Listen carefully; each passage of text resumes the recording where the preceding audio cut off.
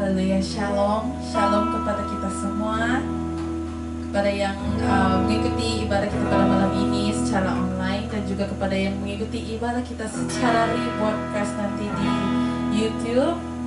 Selamat malam, haleluya. Mari kita mulakan service kita pada malam ini dengan doa kita. Haleluya. Bapa di surga, kami berterima kasih sekali lagi ya Bapa untuk pada malam ini ya Tuhan yang Engkau telah berikan kami ya Bapa.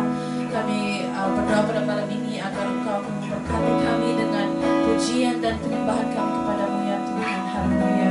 Biarlah urapan-Mu berada bersama kami pada malam ini ya Bapa. Haleluya. Di dalam nama Tuhan Yesus kami berdoa. Amin. Amin. Adakah kita siap untuk memuji Tuhan? Haleluya. Mari kita nyanyikan Allah bangkit.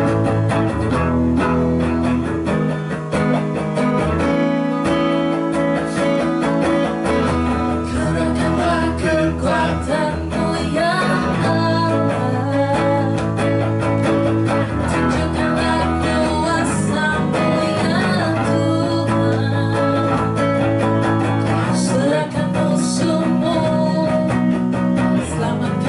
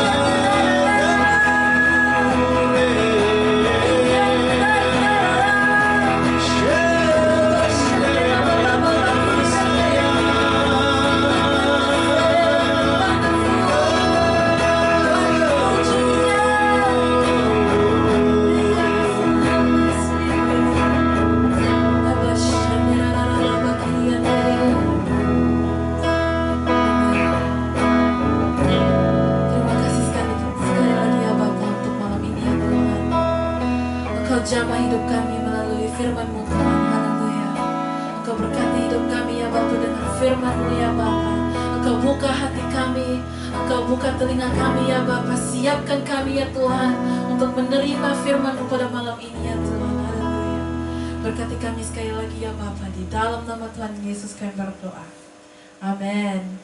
Amin. Haleluya. Puji Tuhan, puji Tuhan. Shalom lagi sekali kepada yang baru masuk, yang baru join kita pada malam ini ya, melalui live ataupun rebroadcast sekali lagi di YouTube nanti. Ya, haleluya, puji Tuhan. Mari kita teruskan ibadah kita pada malam ini dengan pemberian kita ya. Persepuluhan dan juga persembahan kita kepada Tuhan. Mari kita siapkan hati kita, siapkan uang persembahan kita untuk memberi, karena Ia sangat memberkati kalau kita memberi ya daripada menerima. Amin. Amin. Haleluya. Adakah kita siap untuk memberi kepada Tuhan? Haleluya. Yang sekarang ya sangat mudah ya untuk memberi kepada Tuhan, karena sekarang ya di ujung jari juga boleh memberi offering kita. Amin. Ya, bank account kita ada di dalam flyers. Jadi kalau kita mau memberi sebentar lagi, nanti kita boleh ambil bank account-nya di dalam flyers ya. Ya, haleluya. Mari kita berdoa. Haleluya. Bapa di surga, terima kasih pada malam ini ya Tuhan, karena Engkau telah menyatukan kami sekali lagi ya Bapa untuk firman-Mu dan juga memuji nama-Mu ya Bapa. Haleluya. Tuhan, kami berdoa pada malam ini agar Engkau akan memberkati pemberian kami ya Bapa. Haleluya. Engkau berkati hidup kami ya Tuhan. Haleluya. Engkau berkati hidup kami ya Bapa, family kami ya Tuhan, di dalam nama Yesus. Haleluya. Berkati pemberian kami pada malam ini ya Bapa. Di dalam nama Tuhan Yesus kami berdoa. Amin. Amin. Haleluya. Mari kita jemput Pastor Carlo untuk firman pada malam ini. Amin. Amin. Yes, haleluya. Terima kasih Shekinah. Puji Tuhan. Ya, partner saya setiap minggu. Amen. Ya, saya sungguh bersuka cita karena kita ada malam ini. Ya, puji Tuhan. Kita dapat bertemu lagi di dalam online. Kebaktian online hari Minggu malam, dan saya percaya Tuhan akan berbicara kepada Anda pada hari ini, malam ini, dan juga Tuhan akan memberkati kita semua. Puji Tuhan. Saya percaya hadirat Tuhan ada bersama-sama dengan kita. Sama ada Anda di dalam rumah Anda, kami ada di sini di dalam studio ini ya. Kamar saya, bilik saya jadi studio. Dan kita percaya Tuhan ada. Karena Tuhan Yesus berjanji bahwa Dia akan bersama dengan kita atau beserta kita, biar dimanapun sampai ke ujung bumi, Tuhan Yesus akan bersama-sama dengan kita. Katakan amin, amin dan amin. Tetap berdoa, tetap bersyukur kepada Tuhan. Ya, kita juga berdoa untuk Malaysia. Kita bersyukur, berterima kasih kepada Tuhan karena kerajaan baru terbentuk. Kita ada Perdana Menteri yang baru. Dan tugas kita adalah untuk mendoakan sesiapa yang ada di atas sana, sesiapa yang Tuhan letakkan di atas di situ menurut Roma 13, dan ada firman-firman Tuhan yang lain lagi. Kita berdoa supaya Malaysia akan diberkati Tuhan, Malaysia akan dipulihkan Tuhan, Malaysia akan dibebaskan Tuhan daripada COVID-19, supaya kita akan hidup normal lagi di dalam nama Tuhan Yesus Kristus. Saya tahu berita hari ini pun menyatakan ada beberapa tempat lagi negeri yang melepasi Selangor. Ya, Sabah sudah nomor 2. Kita bukan di dalam Olimpik ya, saudara-saudara, tapi ini membuatkan kita begitu merasakan urgency untuk berdoa, mendekatkan diri kepada Tuhan pada masa-masa ini. Jadi biarlah kita bekerja sama bersama dengan pemimpin kita, kerajaan kita, terutamanya dalam program vaksinasi. Saya tahu banyak orang Kristen tidak mau divaksin karena katanya antikristus, katanya itu persiapan antikristus. Ya, saya tidak tahu saudara-saudara, ya memang semua juga baca firman Tuhan. Tapi saya tidak mempromosikan vaksinasi di sini. Tapi adalah penting untuk kita juga membuka diri kita, memberikan diri kita kepada Tuhan, supaya kita bekerja sama dengan kerajaan, supaya kita akan bebas daripada COVID-19.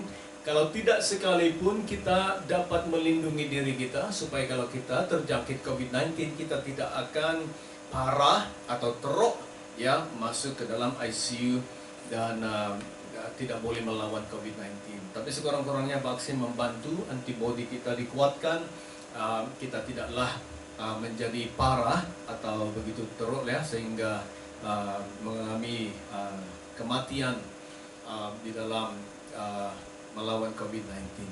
Ya, saya berdoa, kita sama-sama berdoa supaya Malaysia bebas daripada virus ini karena sudah hampir ya, sekarang sudah bulan masuk akhir bulan Agustus ya, kita sudah di dalam akhir tahun 2021 ini. Biarlah kita berdoa supaya tidak berpanjang, supaya kita bebas dan kita boleh hidup dengan normal lagi ya di dalam nama Tuhan Yesus Kristus. Puji Tuhan. Malam ini saya mau kongsikan dengan waktu yang saya ada untuk mendorong kita saudara-saudara sesuatu perkara yang sangat penting bagi orang Kristen, yaitu urapan Tuhan atau urapan Roh Kudus. Tajuk saya malam ini adalah tujuannya urapan Roh Kudus. Tujuannya, apa tujuan urapan Roh Kudus itu diberikan kepada kita. Dan ini adalah berita baik untuk Anda saudara-saudara.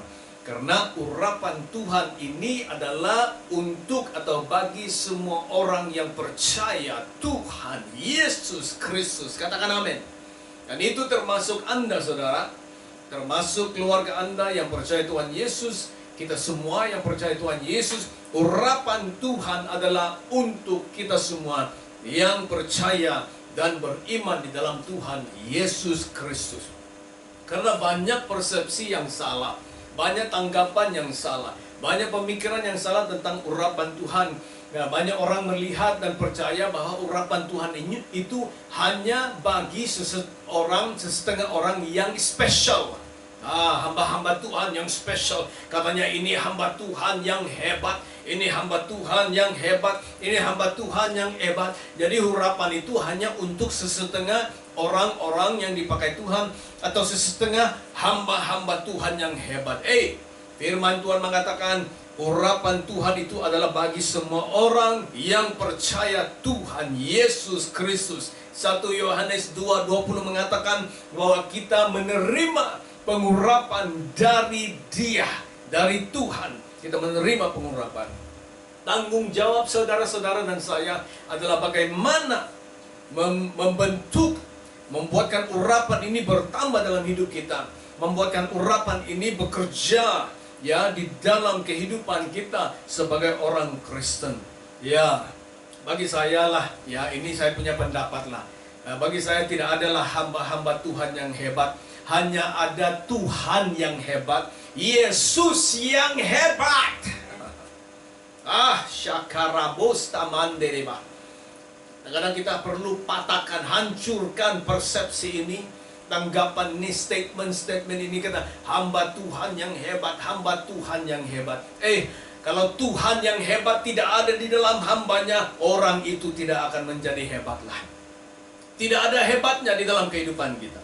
Tanpa Tuhan Yesus, tanpa pengurapan Tuhan, tanpa Roh Kudus, tanpa kuasa Tuhan, tanpa karunia-karunia yang diberikan Tuhan dalam kehidupan kita, kita tidaklah ada apa-apa. Kosong kita saudara-saudara. Amin. Kosong kita semuanya. Hanya ada Tuhan yang hebat. Saya bukannya hebat.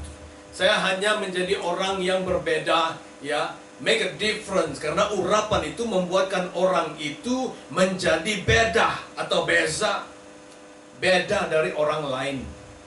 Urapan yang membuatkan kita menjadi beda, ya, urapan Tuhan. Dan tidak adalah yang harus kita megahkan itu atau sombongkan, karena urapan itu milik Tuhan. Karunia-karunia itu milik Tuhan. Kuasa yang ada dalam hidup kita itu milik Tuhan. Kita hanyalah satu bejana, kita hanyalah satu bekas yang Tuhan penuhi, yang Tuhan isi dengan hadiratnya. Dan Tuhan pakai kita untuk memberkati orang lain, melayani orang lain, membangunkan gereja Tuhan.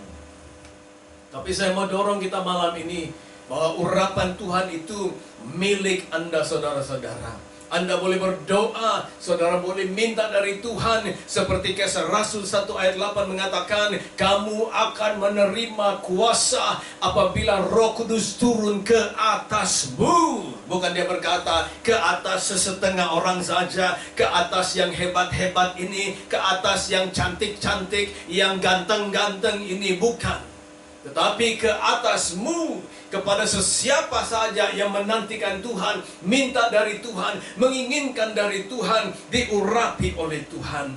Urapan kuasa Roh Kudus itu adalah untuk milik kita, saudara-saudara. Soalannya, adakah kita lapar dan haus akannya? Soalannya, adakah kita menginginkan ini dalam kehidupan kita? Adakah kita sadar bahwa urapan itu penting untuk di dalam kehidupan kita?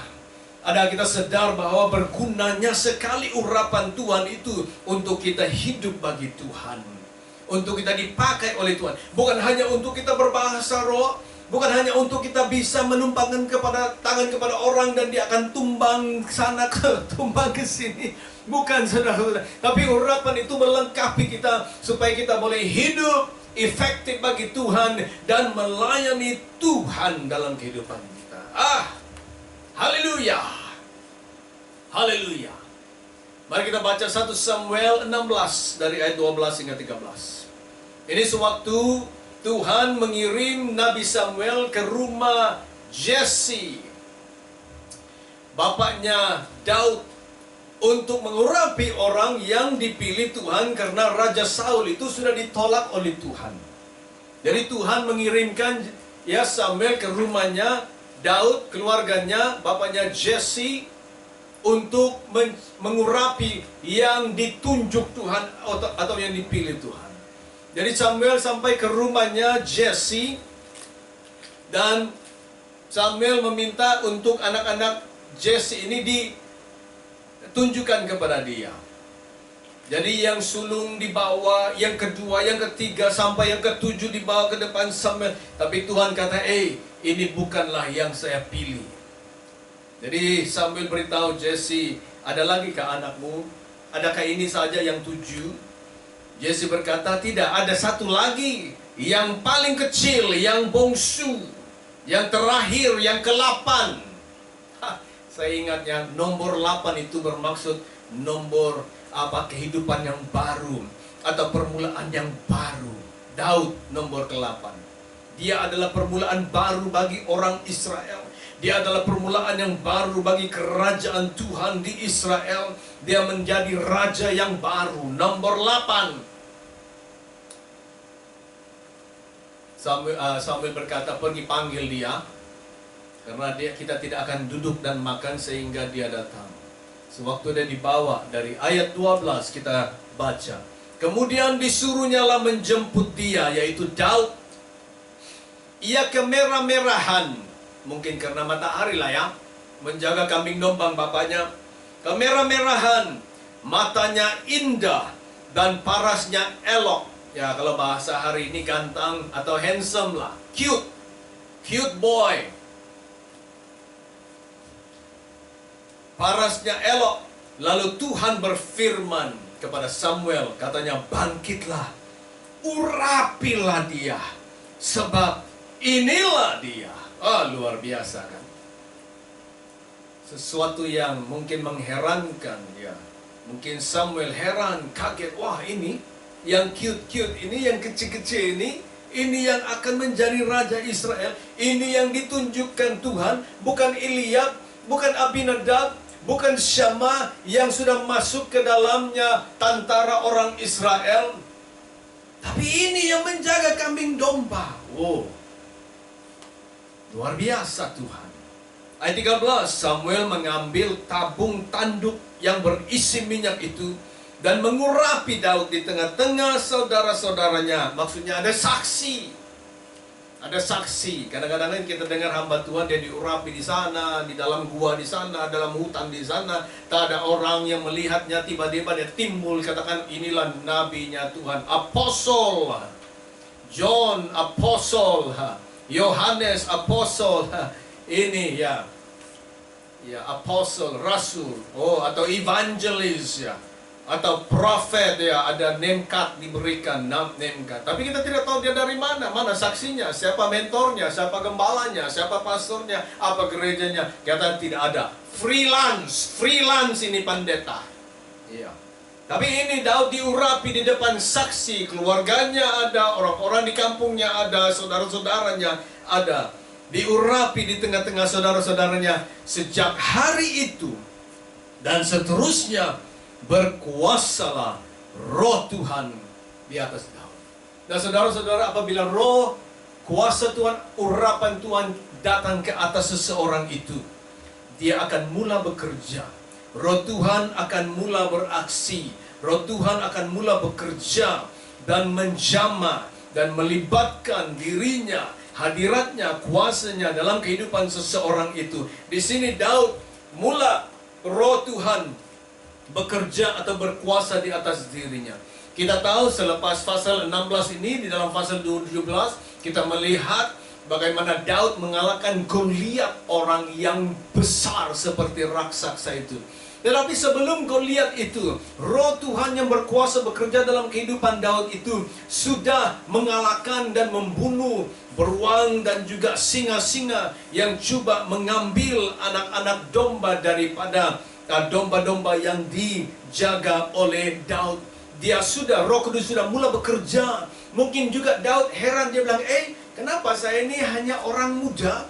Kenapa saya boleh mengalahkan seekor beruang? Kenapa saya begitu berani berhadapan dengan singa dan membunuhnya dan mengambil anak domba dari mulut mereka? Kenapa? Mungkin Daud juga tertanya-tanya, luar biasa juga yang dituangkan oleh Nabi Samuel di atas kepala saya itu. Minyak yang itu luar biasa juga ya. Kelihatan ini sudah beraksi dan berkuasa sebelum dia bertembung dengan Goliat. Dan roh Tuhan mula bekerja dalam kehidupan Daud. Ini adalah sesuatu gambaran tentang urapan Tuhan yang akan bekerja dalam kehidupan seseorang apabila urapan Tuhan datang ke dalam kehidupan seseorang itu. Bukan saja beruang dan singa, malahan Goliat. Bukan saja Goliat yang dihadapi oleh Daud, tetapi tentara-tentara Filistin dan tentara Moab, Amon, dan juga musuh-musuh mereka. Tuhan membuatkan Daud mengalahkan mereka. Luar biasa. Kalau kita lihat kehidupan Daud, banyak perkara yang luar biasa, yang heran, yang dilakukan Tuhan dalam kehidupan Daud, sehingga dia menjadi raja yang luar biasa. Tuhan yang mengurapi kita. Tapi Tuhan mengutus Nabi Samuel untuk menuangkan minyak urapan ke atas Daud. 2 Korintus 1 ayat 21 dan 22. Sebab dia yang telah meneguhkan kami bersama-sama dengan kamu di dalam Kristus adalah Allah yang telah mengurapi. Allah yang mengurapi kita, melengkapi kita dengan kuasanya. 22, memeteraikan tanda miliknya ke atas kita, dan yang memberikan Roh Kudus di dalam hati kita sebagai jaminan dari semua yang telah disediakan bagi kita. Kisah Rasul 1 ayat 5, sebab Yohanes membaptis dengan air, tetapi tidak lama lagi kamu akan dibaptis dengan Roh Kudus. Ayat 8, tetapi kamu akan menerima kuasa kalau Roh Kudus turun ke atas kamu, dan kamu akan menjadi saksiku di Yerusalem, di seluruh Yudea dan Samaria, dan sampai ke ujung bumi. Tuhan yang mengurapi. Tuhan berjanji kuasa turun ke atas kita. Nah, saudara-saudara, ini bukan saja satu khotbah yang mungkin kita pikir, saya sudah pernah dengar khotbah ini. Saya sudah dengar tentang urapan dengan Roh Kudus. Ya, dan ini hanya khotbah yang satu lagi. Tapi saya mau khotbah ini berbeda, saudara. Karena urapan Tuhan itu adalah nyata. It's real. Urapan Tuhan itu sangat penting, sangat dibutuhkan, sangat diperlukan dalam kehidupan kita. Dan dia benar-benar bekerja seperti dalam kehidupan Daud. Setelah urapan Tuhan turun ke atas dia, kuasa Roh Kudus mula bekerja dalam kehidupan Daud. Dan ini akan terjadi dalam kehidupan Anda, saudara-saudara. Kalau kita berjalan di dalam Tuhan, kita peka dengan pekerjaan Tuhan dalam kehidupan kita, kita akan melihat bagaimana Roh Kudus memakai kita, mengurapi kita. Dan itu akan membawa suatu kesan di dalam kehidupan kita, di dalam pelayanan kita, dalam kehidupan kita sehari-hari, akan membawa suatu efek atau kesan dalam kehidupan kita. Bukan saja pelayanan, saudara-saudara, tapi hidup kita sebagai orang Kristen di dalam Tuhan akan dijamah oleh Tuhan, dan kita akan menjadi orang yang beda. You will become a different person. Bukan saja orang Kristen yang biasa-biasa, tapi orang Kristen yang beda, orang Kristen yang luar biasa. Kita bukan hanya hidup di dalam natural, tapi kita hidup di dalam supernatural dalam kehidupan kita. Haleluya, haleluya. Kita bukan hanya mengkhotbah-khotbah saja, saudara, tapi sesuatu yang nyata, yang real harus datang ke dalam hidup saudara-saudara. Dan ini adalah janji Tuhan yang masih berlaku dan tetap bekerja dalam kehidupan setiap orang yang hidup merindukan Tuhan. Dalam Lukas 4 ayat 18-19 ada beberapa perkara, 5 perkara sebenarnya, yang diberitahukan kepada kita tujuan urapan Tuhan ini. Kita baca dulu Lukas 4 ayat 18 dan 19. Roh Tuhan ada padaku. Ini Tuhan Yesus baca di dalam Yesaya untuk menggenapi nubuatan dalam kehidupan dia. Roh Tuhan ada padaku, oleh sebab ia telah mengurapi aku untuk menyampaikan kabar baik kepada orang-orang miskin. Dan ia telah mengutus aku untuk memberitakan pembebasan kepada orang-orang tawanan dan penglihatan bagi orang-orang buta, untuk membebaskan orang-orang yang tertindas, untuk memberitakan tahun rahmat Tuhan telah datang. 5 perkara. Urapan itu tujuannya adalah untuk membolehkan kita memberitakan firman Tuhan dengan efektif. Tidak seharusnya di depan mimbar atau di belakang mimbar untuk memberitakan firman Tuhan, seperti Reinhard Bonnke, sepertinya hamba Tuhan Billy Graham, tapi berkongsi saja. Itu pun memberitakan firman Tuhan. Sharing di pasar, sharing di market, sharing di bus station, sharing dimanapun, dalam telepon, itu juga memberitakan firman Tuhan. Kita akan menjadi efektif. Yang kedua, kita akan dipenuhi dengan Roh Kudus untuk menjadi proclaimer yang memberitakan firman Tuhan. Memberitakan apa? Memberitakan pembebasan kepada orang-orang tawanan. Banyak orang-orang yang ditawan hari ini, saudara-saudara. Ditawan oleh dosa, ditawan oleh narkoba atau drugs, ditawan oleh depresi, ditawan oleh habit-habit dalam hidup mereka yang mengikat mereka. Urapan Tuhan itu boleh membebaskan mereka. Urapan Tuhan itu yang ketiga adalah untuk membawa suatu kesembuhan kepada orang-orang yang buta, membuatkan mereka melihat, buta rohani atau benar-benar buta secara fisikal, saudara-saudara. Urapan Tuhan boleh melakukan itu. Yang keempat, urapan Tuhan itu adalah untuk membebaskan orang-orang yang tertindas. Yang kelima, urapan Tuhan itu adalah untuk kita memberitakan tahun rahmatnya Tuhan. 5 tujuan urapan Tuhan.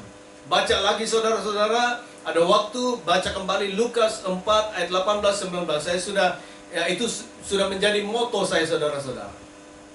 Bukan saya Kisah Rasul 1 ayat 8, tapi Lukas 4 ayat 18-19.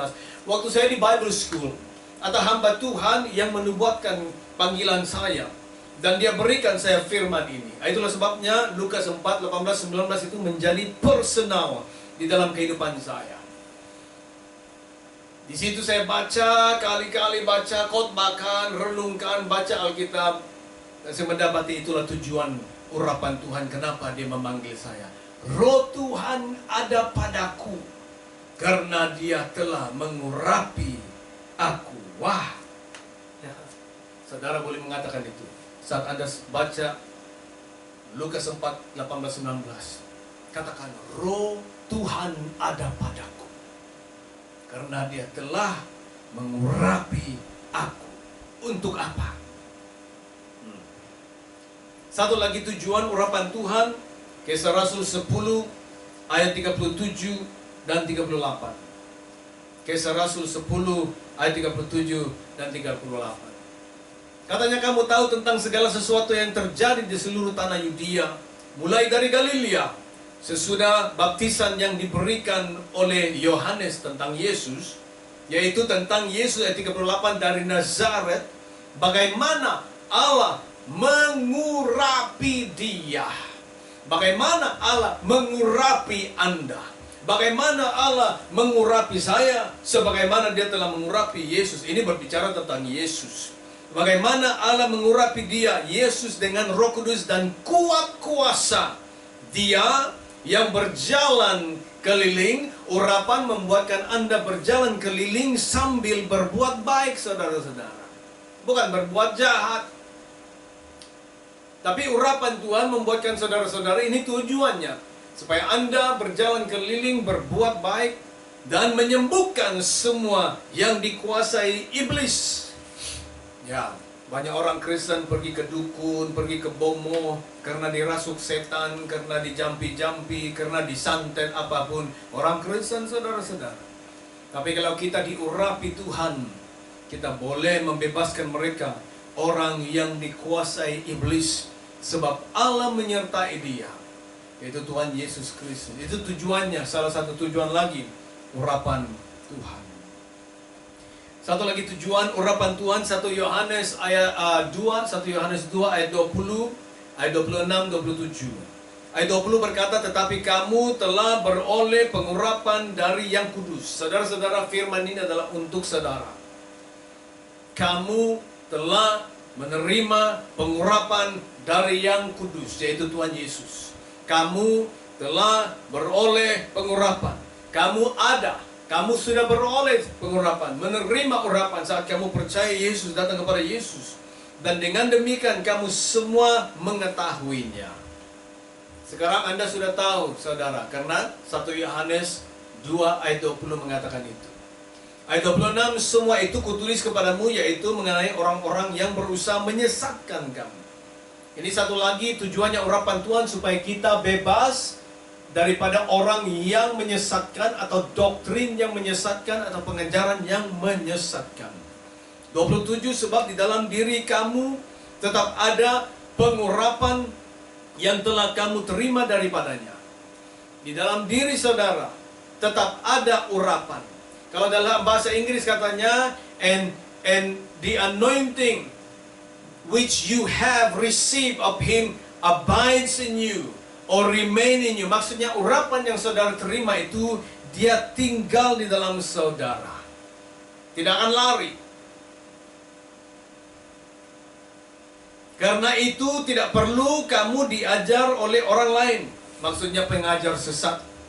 Tetapi sebagaimana pengurapannya mengajar kamu tentang segala sesuatu, dan pengajarannya itu benar, tidak dusta.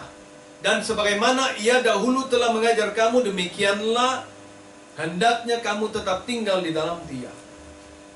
Urapan Tuhan mengajar. Roh Kudus memimpin kita dalam segala kebenaran. Roh Kudus mengajar kita di dalam kebenaran. Tapi saudara-saudara ingat ya, tidak bermaksud kita diurapi Tuhan, kita ada Roh Kudus, tidak bermaksud kita tidak memerlukan pengajar-pengajar. Kita tidak perlukan Efesus 4 ayat 11, 12, 13. Maksudnya kita tidak perlukan para rasul, para nabi, penginjil, gembala, dan juga pengajar-pengajar atau guru-guru. Kita memerlukan hamba Tuhan. Kita memerlukan pengajar. Itu orang pergi ke Bible School, orang pergi ke Bible Study, orang pergi ke cell group, orang datang beribadah hari Minggu. Karena kita diajar firman Tuhan. Tapi ada orang Kristen sebenarnya yang mengatakan, oh, saya tidak perlukan lagi pengajar, karena saya baca firman Tuhan, Roh Kudus yang memimpin saya. Kalau saya tidak mengerti, tidak paham di dalam Alkitab itu, saya berdoa, Roh Kudus ajar saya. Wah, itu bahaya, saudara-saudara. Itu bahaya sekali. Ya. Tapi urapan Tuhan menolong kita supaya kita bisa menilai, discern. Kita menilai, adakah itu ajaran dari kebenaran firman Tuhan atau tidak.